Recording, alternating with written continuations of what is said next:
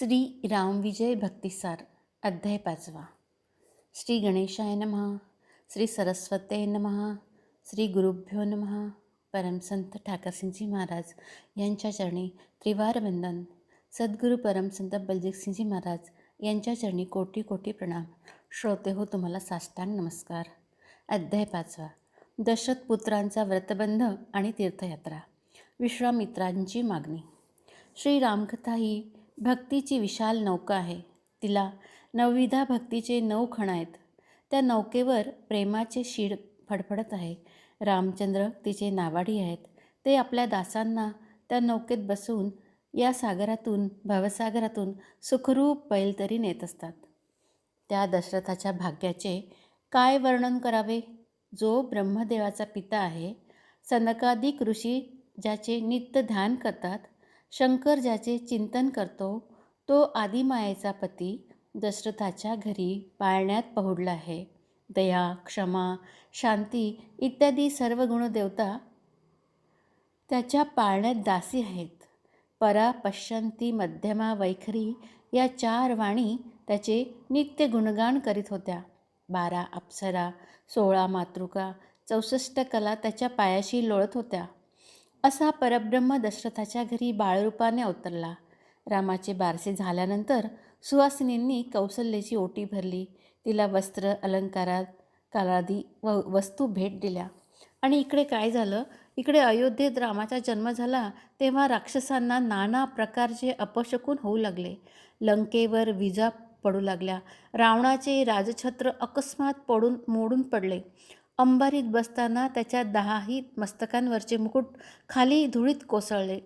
इंद्रजिताला आरशामध्ये आपले मस्तकच दिसेना. मंदोदरीचे मंगळसूत्र माकडांनी तोडले आहे. विधवा स्त्रिया धुळीने तिची ओटी भरत आहे असं तिला स्वप्न पडलं.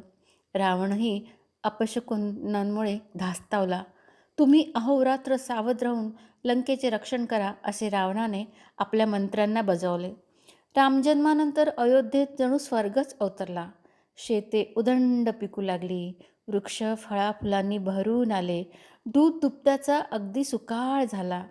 आधी, व्याधी, चिंता, भय, शोक, दुःख, दारिद्र्य, अपमृत्यू, पाप या सगळ्या गोष्टी नाहीशा झाल्या. लोक सुखी होते, समृद्ध झाले. शांती, समाधानाने, आनंदाने जगू लागले, भाग्यवंत झाले. दशरथाचे 4ही पुत्र नुपुरांचा छुमछुम छुमछुम आवाज करीत राजप्रसादात रांगायचे, फिरायचे. रांगता रांगता तोल सांभाळीत चालायचे आणि कधी तोल गेल्यामुळे धपकन पडायचेही.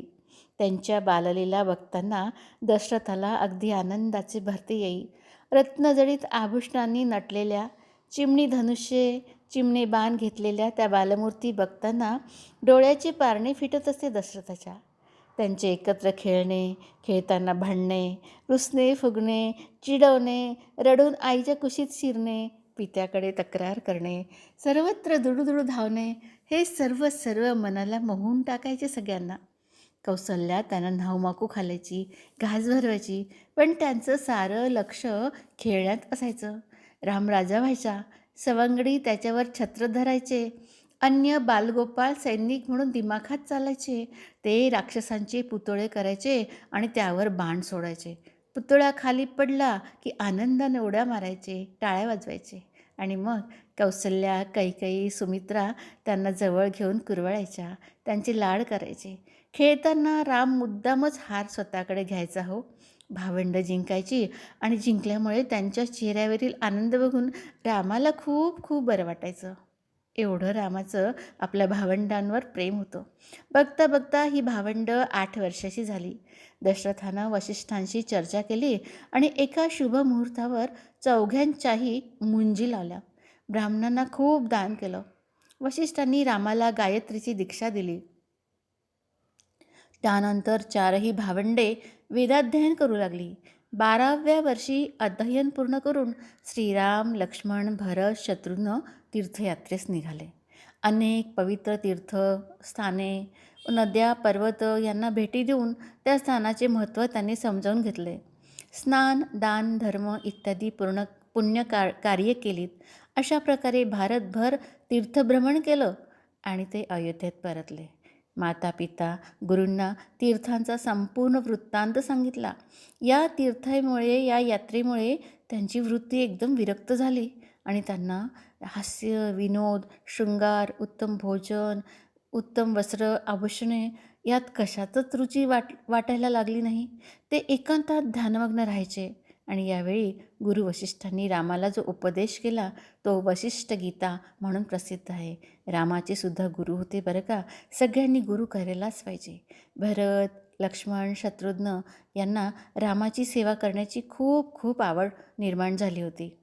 एकदा काय झालं, विश्वामित्र एक दिवस सिद्धाश्रमी राहणाऱ्या महातपस्वी प्रतिसृष्टीचे सामर्थ्य असलेल्या ऋषी विश्वामित्राचे अयोध्येत आगमन झाले. दशरथाने त्यांचे खूप छान स्वागत केले. महाराज, धन्य आजचा दिवस, आपले पाय माझ्या नगरीला लागलेत.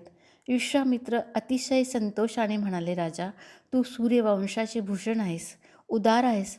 तुझे सद्गुण, यश, कीर्ती, ऐश्वर वृद्धिंगत हो दिवसेंदिवस. तुझ्याकडून धर्मसेवा, गोब्राह्मण सेवा, भूतदया, हरिभक्ती घडव.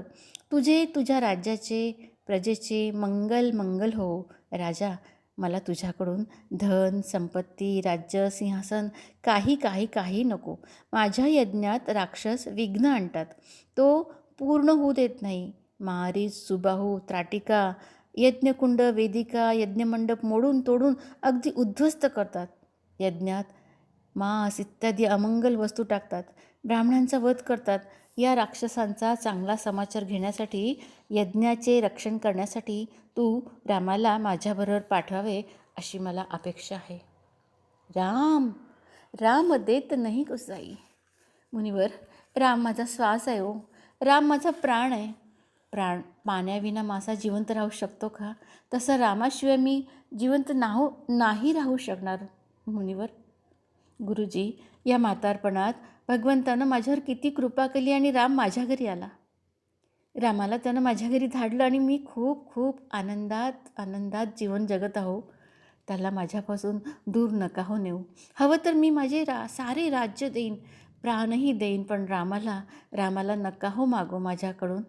दशरथ काकुळतीला आला, रडू लागला. दशरथाचं रामावर खूप खूप प्रेम होतं. महाराज, माझा राम अजून लहान आहे हो. खेळण्या बागडण्याचं वय त्याचं. मी स्वतः येतो ना राक्षसांचा निपात करायसाठी, पण त्याला नका हो नेऊ. राजा रडू लागला, डोळ्यात घळघळ अश्रू.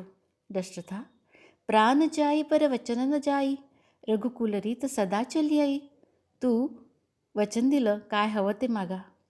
तू रामाला देणार नसेल तर मी चाललो, पण तू वचन मोडलं म्हणून तुझी सर्वत्र अपकीर्ती होईल बरं का. विश्वामित्र रागारागाने म्हणाले, जरा हरिश्चंद्राचा प्रताप आठव. स्वप्नात दिलेले वचन त्याने पाळले. त्याच रविकुलातील तू राजा आहेस दशरथा. अरे, राम हा विष्णूचा अवतार आहे. तो दैत्याच्या नाशासाठी अवतरला आहे. तो काळाचाही काळ आहे, जो समस्त विश्व व्यापून उरला आहे. त्याला तू बालक समजतोस दशरथा.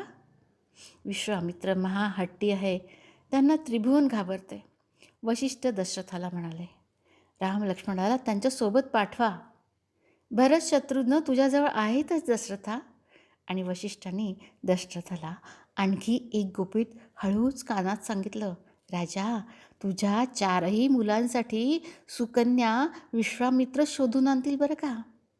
ते ऐकल्यावर दशरथाला एकदम हसायला आलं.